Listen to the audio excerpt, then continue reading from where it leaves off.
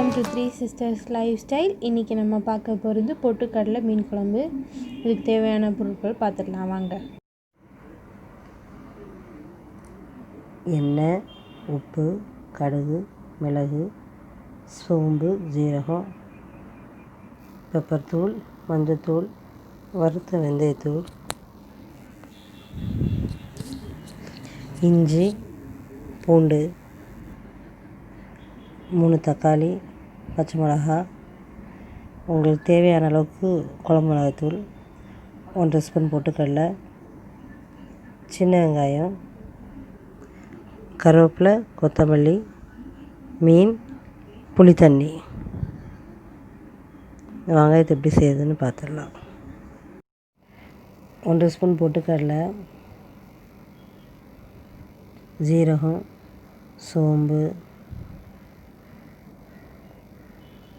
மஞ்சள் தூள்,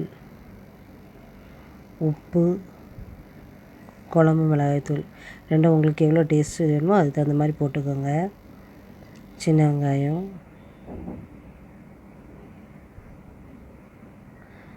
தக்காளியில் கொஞ்சம் தக்காளி அரைக்கிறதுக்கும் கொஞ்சம் குழம்புலையும் போட்டுக்கோங்க. நிறைய கருவேப்பிலை, கொத்தமல்லி, இது போடுறதுனால நல்ல கலர் கிடைக்கும். இஞ்சி, பூண்டு, மீன், வெட்டி வச்சுருக்க தக்காளி, அரைச்சி வச்சுருக்க மசாலா, இது எல்லாத்தையும் இதில் சேர்த்துக்கலாம். பூண்டு தோலில் நிறைய மருத்துவ குணம் இருக்குது, அதனால் நான் தோலையும் சேர்த்துக்கிட்டேன். இப்போ இந்த மசாலா கூட கருவேப்பிலையும் சேர்த்துக்கலாம். எவ்வளோ கருவேப்பிலை சேர்த்துக்கணுமோ எல்லாம் நல்லது தான், கண் பார்வைக்கு அது ரொம்ப நல்லது. எல்லாத்தையும் நம்ம கையால் கிளறி விட்டுக்கலாம். எதையும் இப்போ நம்ம வதக்க தேவையில்லை. அடுப்பில் இப்போ இன்னும் நம்ம வைக்கலை. கையால் கிளறதுனால நல்ல டேஸ்ட் இருக்கும்.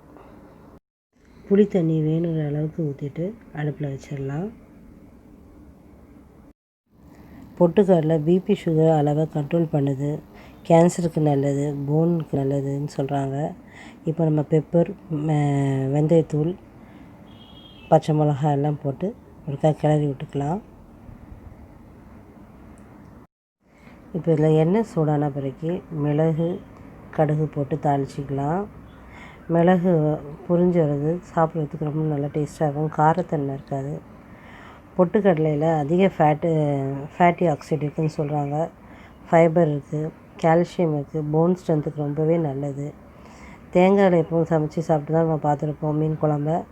பொட்டுக்கடலையில் அதே அளவுக்கு அதை விட ஜாஸ்தியாகவே நல்ல ஒரு மருத்துவ குணம் இருக்குது. நீங்கள் ட்ரை பண்ணி பாருங்கள். பொட்டுக்கடலை போட்டதே தெரியாது, டேஸ்ட் ரொம்ப நல்லாயிருக்கும். அதே மாதிரி சின்ன வெங்காயம் கூட தாளிக்கும் போது சேர்த்துக்கிறது ரொம்பவே நல்லது. ஹார்ட் ப்ராப்ளம் இருக்கிறவங்களுக்கு, ப்ளட் ப்ரெஷர் இருக்கிறவங்களுக்கு, பால் கொடுக்குற தாய்மார்களுக்கு சின்ன வெங்காயம் நல்ல ஒரு உகந்த மெடிசன்.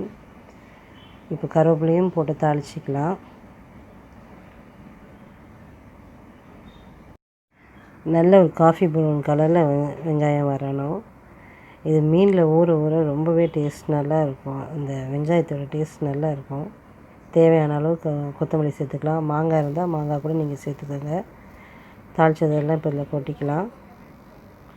10 நிமிஷம் அது நல்லா அப்படி ஊறி இருந்த பிறகு நீங்கள் சாதத்தோடு பிசைஞ்சு சாப்பிடும்போது ரொம்பவே நல்லாயிருக்கும். இப்போ நம்ம மீன் குழம்பு ரெடி. இதை நீங்களும் உங்கள் வீட்டில் ட்ரை பண்ணி பார்த்து எப்படி இருக்குன்னு கமெண்ட்டில் சொல்லுங்கள். த்ரீ சிஸ்டர்ஸ் லைஃப் ஸ்டைலுக்கு சப்ஸ்கிரைப் பண்ணுங்கள்.